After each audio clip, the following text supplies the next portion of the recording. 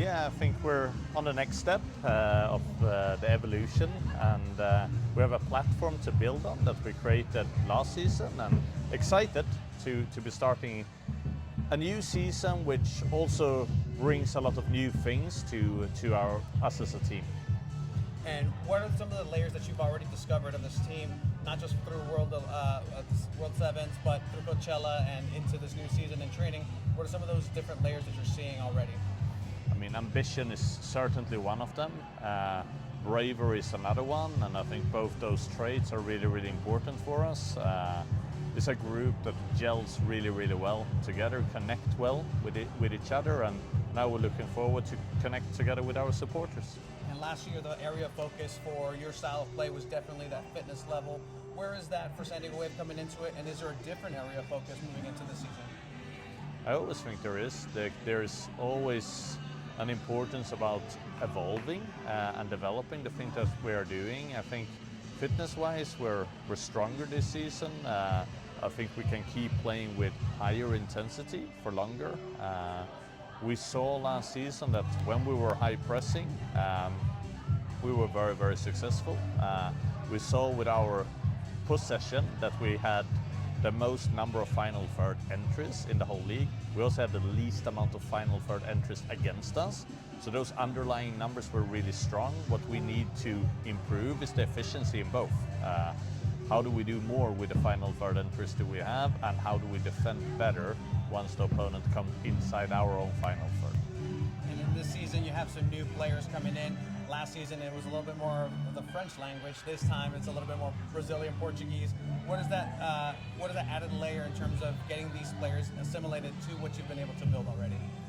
Yeah, it's a little bit more difficult with the Portuguese, of course, but we also have had a really strong addition to our technical staff with a new head of analysis, Rodrigo Carvalho, who's fluent in Portuguese. So that's been an incredible help for us in order to, as really easy being relaying out key messages. They're also really good learning English and understands more and more for every day. So I think that's positive, and I think you can see that the relationship aspect of this game is so strong, and sometimes you develop those relationships through many years at club level, but here we sort of see the other way. These are players that have already developed relationship and chemistry from the years in the national team playing together, and we can be the beneficiaries of that, so that's really, really positive.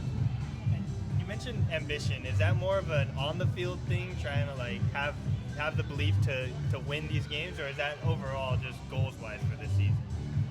Both.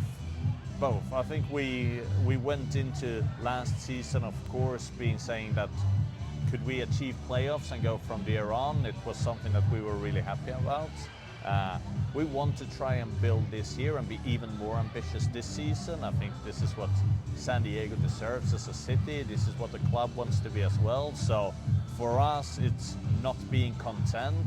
We need to really push ourselves to new limits.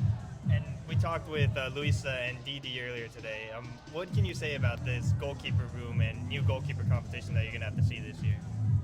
I mean, we knew Didi from last season. Obviously, a really strong and experienced goalkeeper in the league that brings us a lot of both quality and experience. We've added on 2 new goalkeepers. Leah Freeman from Bay, that's really talented goalkeeper, and you can also see that I think she has a bright future ahead of her. And then Luisa, as you mentioned, that's only been with us here now for a couple of days, but again, a really, really exciting talent to work with, and we experienced playing against her in the World Sevens, but we obviously also seen her playing both in the Colombian League and with the national team over there, so really looking forward to seeing there. And I think it's interesting, just like with a lot of outfield players, that we have 3 goalkeepers that have a little bit different both style and personality about them. So it's they're not mini versions of them of each other, but each one has their own unique traits, but fits very well into the style of play that we want to start. And then, you've been here for a little bit over a year as well in San Diego. What are some of the off-pitch things that you've discovered in the city and you've enjoyed about the city of San Diego? a lot. I think it's a blessing every day you wake up here, and I mean, we were talking about this here now, just walking around Balboa Park. What a beautiful place that is.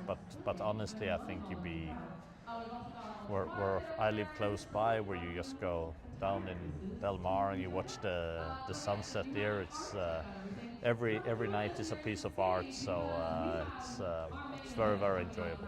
I believe the supporters last year mentioned to you what a Californian burrito was, and you weren't aware of what that is.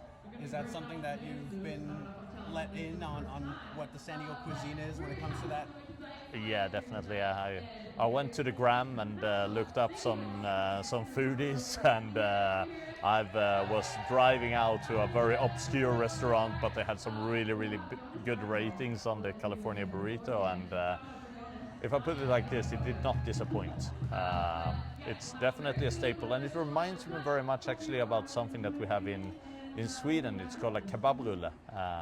So that's like obviously very different meat. It's kebab meat, but that one you can also get with fries in, and it's the mixture of fries, sauce, and meats, and it's the density of the thing, and it's also sort of this almost mystery how you can pack all those things together.